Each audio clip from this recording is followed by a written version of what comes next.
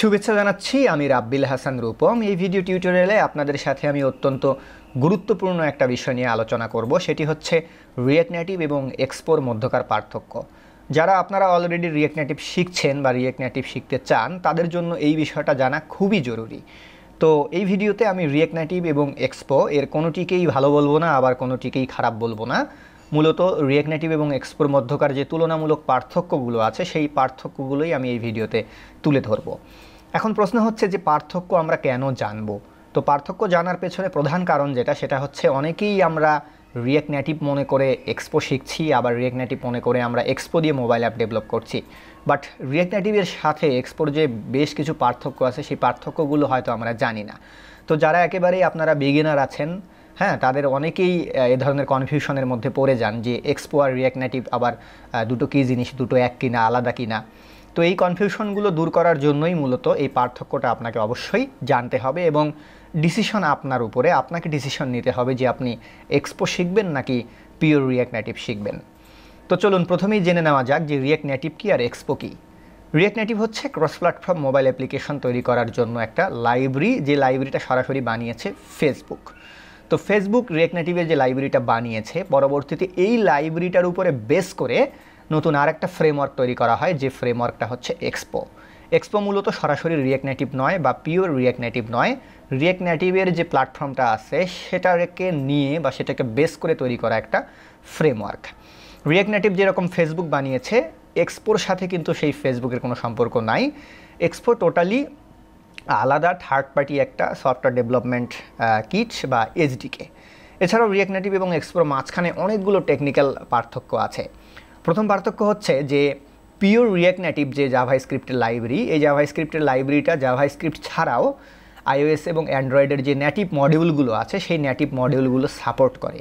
অর্থাৎ আপনি এখানে জাভাস্ক্রিপ্ট ছাড়াও অ্যান্ড্রয়েডের জন্য আপনি নেটিভ কোটলিন কিংবা জাভা লিখতে পারবেন, আইওএসের জন্য আপনি নেটিভ সুইফট 3 বা অবজেক্ট সি প্রোগ্রামিং ল্যাঙ্গুয়েজের মধ্যে আপনি লিখতে পারবেন। অর্থাৎ জাভাস্ক্রিপ্টের পাশাপাশি নেটিভ মডিউলগুলো নিয়েও আপনি সমান তালে কাজ করতে পারবেন। বাট যেটা এক্সপো, সেখানে আপনি নেটিভ মডিউলগুলো নিয়ে কাজ করতে পারবেন না। এখানে আপনি যাই করুন না কেন, টোটালি জাভাস্ক্রিপ্ট দিয়ে লিখতে হবে। অ্যান্ড্রয়েড বা আইওএসের যে নেটিভ মডিউলগুলো আছে বা নেটিভ যে ফিচারগুলো আছে, সেগুলোর সাথে এক্সপোর কোনো রকম সম্পর্ক নেই।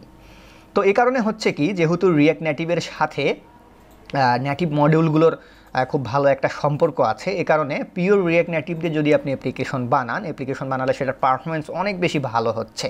দেখা যাচ্ছে যে নিয়ার অ্যাবাউট বলতে গেলে নেটিভ অ্যাপ্লিকেশনের মতোই।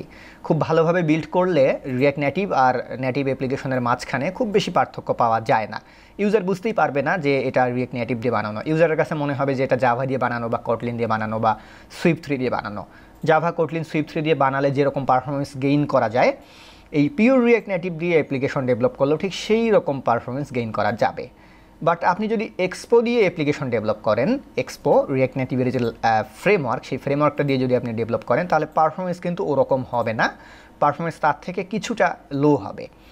দেন ওভারঅল আরেকটা বিষয়, সেটা হচ্ছে আপনি যদি পিওর রিঅ্যাক্ট নেটিভ দিয়ে মোবাইল অ্যাপ্লিকেশন বানান, তাহলে ওই মোবাইল অ্যাপ্লিকেশনের যে ওভারঅল সাইজ, সেই ওভারঅল সাইজও ছোটো হবে। আবার ওই মোবাইল অ্যাপ্লিকেশন, মোবাইলের যে হার্ডওয়্যার, সেই হার্ডওয়্যারটাকে কম ইউজ করবে।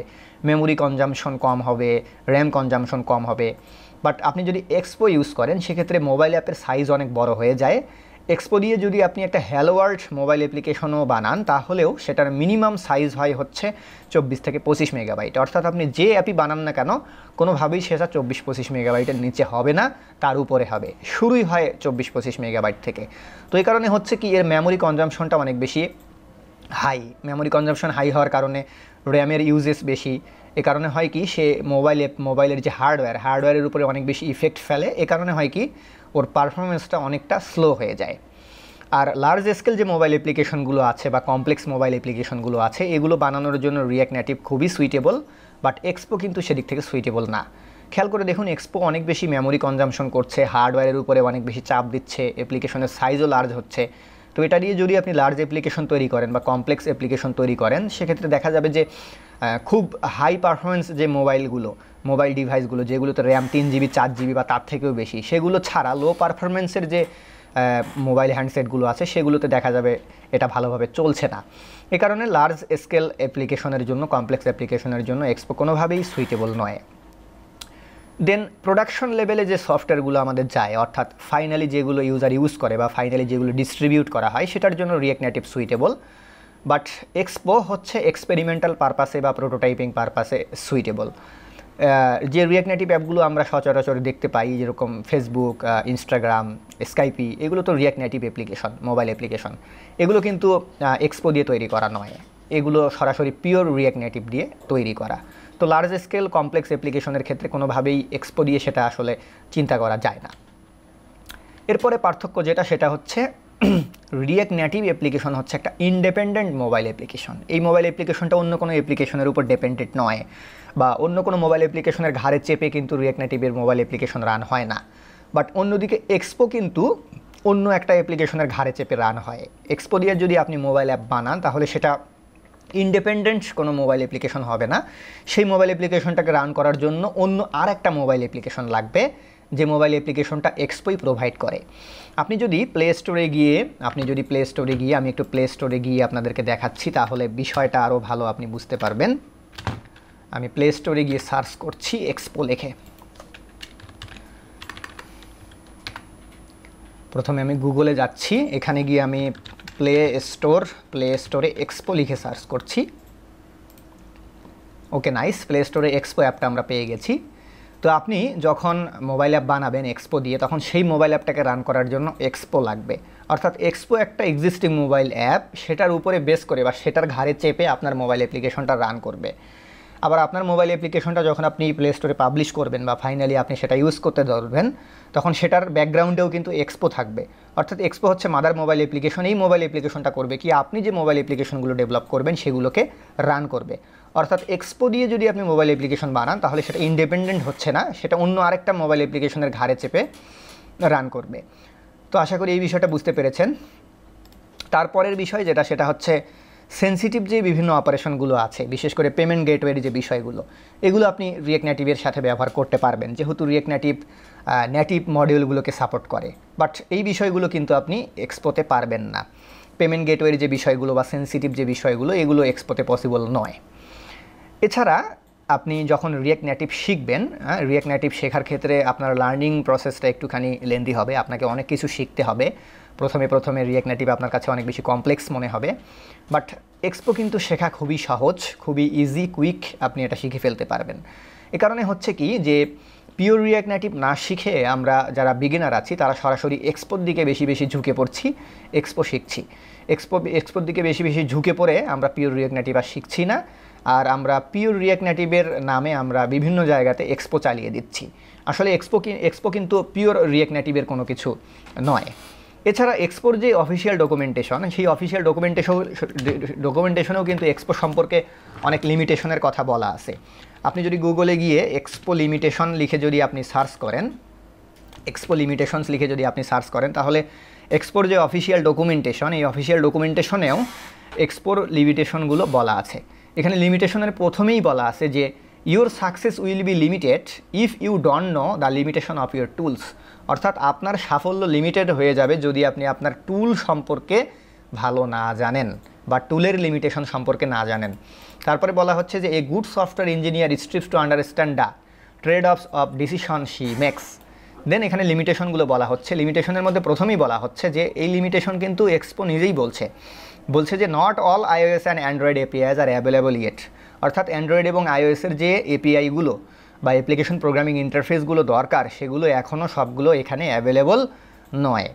দেন বলা হচ্ছে যে the SDK does not support all types of background code execution. অর্থাৎ আপনি এই এক্সপো ব্যবহার করে সব ধরনের ব্যাকগ্রাউন্ড প্রসেস চালাতে পারবেন না, সেগুলো এক্সিকিউটও আপনি করতে পারবেন না। দেন এখানে বলা হচ্ছে যে if you need to keep your application size extremely lean, then the managed workflow may not be best choice. অর্থাৎ আপনার অ্যাপ্লিকেশনের সাইজ যদি আপনি ছোটো করতে যান, সেক্ষেত্রে এই এক্সপোর যে ওয়ার্কফ্লো, এটা আপনার জন্য সুইটেবল নয়। এছাড়া বলা হচ্ছে যে native libraries to integrate with proprietary services are usually not included in the SDK. অর্থাৎ নেটিভ যে বিষয়গুলো, নেটিভ বলতে যেটা বোঝায়, অ্যাপ্লিকেশনের নিজস্ব সম্পত্তি, সেইগুলো কিন্তু এখানে নেই। তারপর বলা হচ্ছে the only supported push notification service in expo notification service. বলা হচ্ছে যে পুশ নোটিফিকেশনের জন্য পুশ নোটিফিকেশন সাপোর্ট করে, সেটাও আবার ইন্ডিপেন্ডেন্ট নয়, সেটাও আপনার হচ্ছে আবার এক্সপো দিয়েই ম্যানেজ করতে হবে, অর্থাৎ নেটিভ পুশ নোটিফিকেশন সাপোর্ট করবে না, এক্সপোর নোটিফিকেশন সার্ভিস আপনাকে ব্যবহার করতে হবে। তারপর বলা হচ্ছে যে মিনিমাম সাপোর্টেড ওএস ভার্সন আর অ্যান্ড্রয়েড 5+ অ্যান্ড iOS 10+, অর্থাৎ শুধুমাত্র অ্যান্ড্রয়েড 5+ এবং 10+ ছাড়া এটা সাপোর্টও করবে না। তারপর বলা হচ্ছে যে free builds can sometimes be queued. আশা করি বুঝতে পেরেছেন যে ফ্রি জিনিস নাও থাকতে পারে। তো এছাড়াও এখানে নিজের লিমিটেশন সম্পর্কে অনেক কথাবার্তা এখানে বলা আছে। এখানে যে মেনুগুলো আছে এগুলো যদি আপনারা এক্সপ্যান্ড করেন তাহলে এর লিমিটেশন সম্পর্কে অনেক কিছু আপনারা জানতে পারবেন। যেরকম ধরুন আপনার মোবাইল অ্যাপ্লিকেশনে যদি ওয়াইফাই নিয়ে কাজ করার প্রয়োজন হয়, আপনার মোবাইল অ্যাপ্লিকেশনে যদি ব্লুটুথের প্রয়োজন হয়, এই ধরনের নেটিভ ফিচারগুলো কোনোভাবেই দিতে পারবে না এবং সে সম্পর্কে ডিটেলস এখানে বলা আছে। এই হচ্ছে এক্সপো এবং রিয়্যাক্ট নেটিভের মধ্যে পার্থক্য। তো এক্সপো অনেক কিছুই পারে না, বাট রিয়্যাক্ট নেটিভ কিন্তু সেগুলো পারে।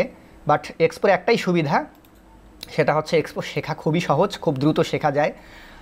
আপনাদের যাদের ওয়েব ডেভেলপমেন্ট নলেজ আছে সেই ওয়েব ডেভেলপমেন্ট নলেজ থাকলেই আপনারা এক্সপো দিয়ে মোবাইল অ্যাপ তৈরি করতে পারবেন। এক্সপোর জন্য স্পেশাল কোনো স্কিল গ্যাদার করার প্রয়োজন হবে না। এই কারণে হচ্ছে কি যে আমাদের এক্সপো শেখার টেন্ডেন্সি অনেক বেশি। ভালো পারফরমেন্সের মোবাইল অ্যাপ বানানো না গেলেও এক্সপো শেখার টেন্ডেন্সি অনেক বেশি। অনেকে আমরা এক্সপো শিখছি বাট পিওর রিয়্যাক্ট নেটিভের দিকে যাচ্ছি না, জটিল মনে হচ্ছে। তো আমি বলবো সেটা হচ্ছে ভালো ডেভেলপমেন্ট করতে গেলে বা ভালো কিছু বানাতে গেলে ভালো কিছু শিখতে হবে। সহজ দেখে যে শুধুমাত্র এটা শিখে বসে থাকবো তাহলে হবে না, ভালো কিছু শিখতে হবে, ভালো কিছু বানাতে হবে। তো একটি কথা না বললেই নয়, সেটা হচ্ছে ইউটিউবের রিয়্যাক্ট নেটিভের অনেক টিউটোরিয়াল আছে, সেই টিউটোরিয়ালগুলোর মধ্যে ম্যাক্সিমামই কিন্তু এক্সপো, সেগুলো পিওর রিয়্যাক্ট নেটিভ নয়। তো আপনি যদি এক্সপো শেখেন তাহলে এক্সপো শিখতে পারেন, বাট পিওর রিয়্যাক্ট নেটিভ বলে সেটাকে আপনি চালিয়ে দিতে পারেন না। আর পিওর রিয়্যাক্ট নেটিভ নিয়ে আমি একটি টিউটোরিয়াল সিরিজ করছি, টিউটোরিয়াল সিরিজটি এখনও চলছে, এটি এখনও পেইড অবস্থায় আছে। এটি আছে হচ্ছে reactnative.rabbil.com এ। এখানে গেলে আপনারা টিউটোরিয়াল সিরিজটি পেয়ে যাবেন। এখানে আমি ফ্রি ক্লাস দিয়েছি, এই ফ্রি ক্লাসগুলো আপনারা এখানে এসে দেখতে পারেন, ফ্রি ক্লাস করতে পারেন। আর এই যে রিয়্যাক্ট নেটিভের যে পিওর রিয়্যাক্ট নেটিভের যে টিউটোরিয়াল সিরিজটি আমি করেছি, এই টিউটোরিয়াল সিরিজের কিছু ফ্রি প্রিভিউ ভিডিও আমি খুব শীঘ্রই ইউটিউবে আপলোড করব। আশা করি বুঝতে পেরেছেন রিয়্যাক্ট নেটিভ এবং এক্সপোর মধ্যকার পার্থক্যগুলো। ধন্যবাদ সবাইকে।